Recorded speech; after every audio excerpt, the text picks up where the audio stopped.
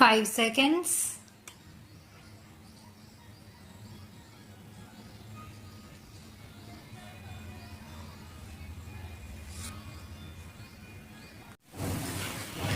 Now, I would like to say that with this measure we are now adopting, to my mind, it will not be possible to have this system or any other system functioning effectively.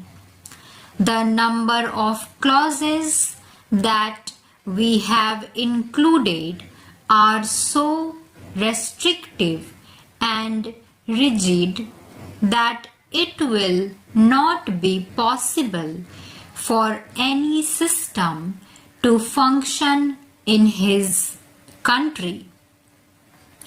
If at all it is able to function, it will be able to function with a lot of difficulties.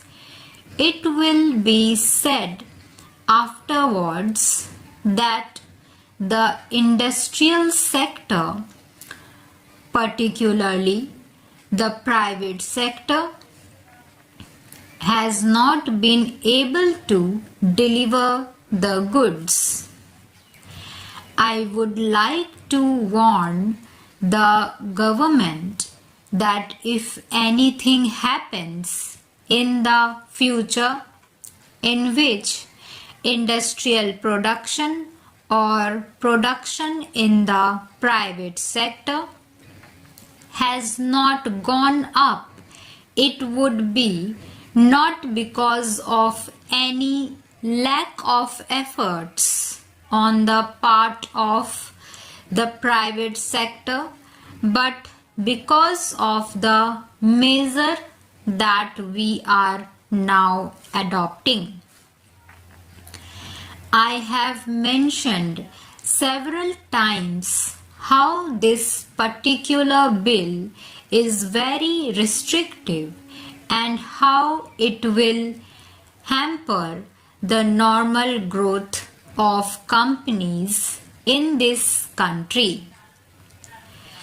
It is a pity that when we are on the threshold of the 10th 5-year plan, such a measure should be passed in this house.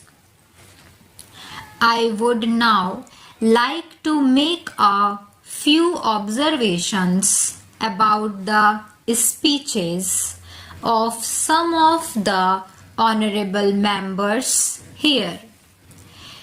Shri Ashoka Mehta justifies the restrictions on managing agents by saying that managing agents are no longer the main source of finance. He also argues that profits have been high and will continue to remain high, and therefore he would like to see the managing agents being paid on a sliding scale.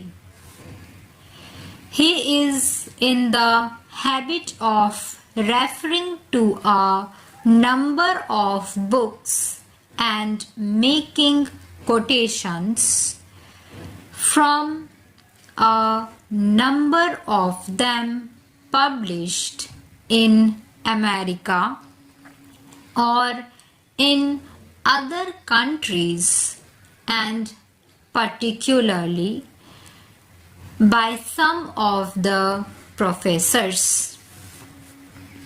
I would also like to mention to him that even when companies are floated, it requires a certain amount of confidence amongst the investing public, and it is because a particular firm is managing a particular company, that this confidence is created in the investing public. Even there, as the Honorable Finance Minister has said, there is a sort of overall tight control. New banks and insurance companies are not floated nowadays.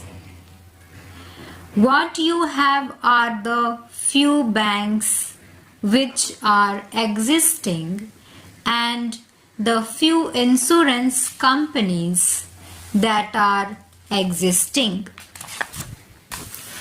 The other point is that the credit worthiness of the managing agency firm does count to a certain extent in getting credit from the banks and other financial institutions.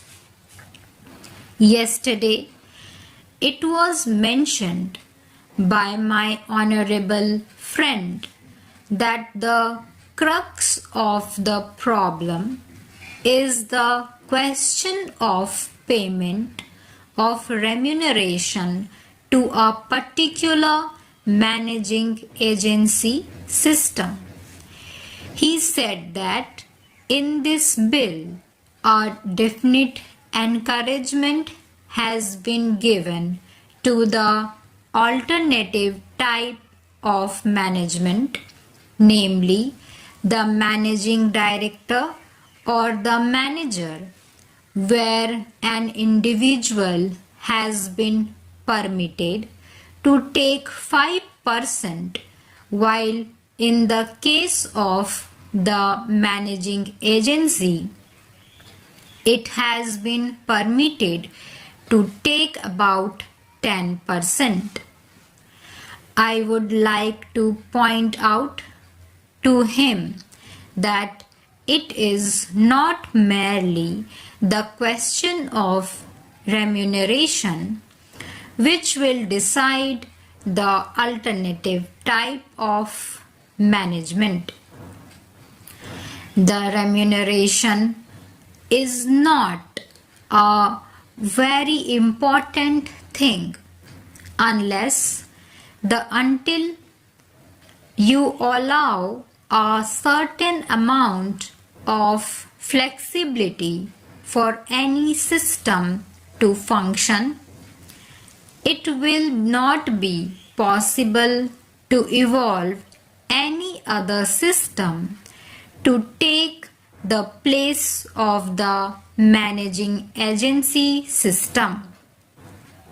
In spite of so many shackles, you may find that those few business houses which are carrying on now may have to carry on the present basis. You may not find many new people coming in the field. Several times it has been mentioned in this house why the business community has not prescribed for itself a code of conduct. In this connection, I would like to point out that a degree or diploma is essential for the profession, and in case of violation of the code, sanction should be provided by it to prevent a person from practicing the profession.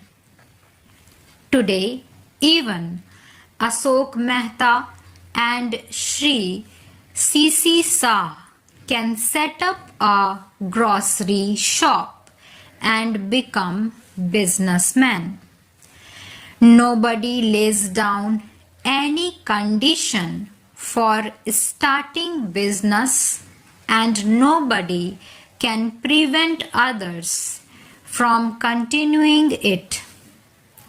But I would like to point out that with regard to the code of conduct, there is a certain amount of ethics and there are certain standards and traditions on which business houses function.